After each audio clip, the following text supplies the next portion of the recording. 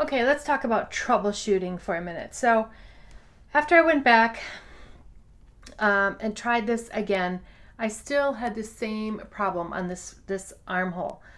I still have more armhole fabric and I have puckering here.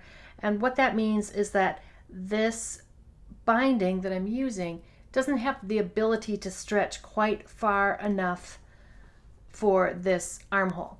It's different with every fabric. So that 20% rule is sometimes just a guideline. Sometimes you have to try it and see if it works. If it doesn't work, you need to do something different. And here's what to do. So the other armhole I changed, and I made it with a little bit less binding.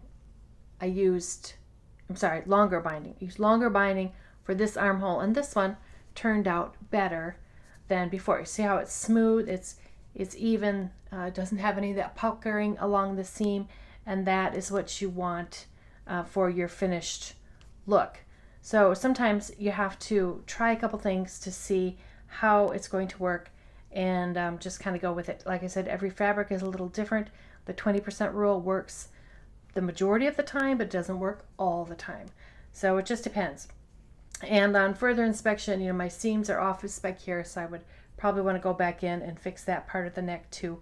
But those are just some things to look for. Once you press it, it'll have a nice finished look to it, and that's how you do the binding on the t-shirt.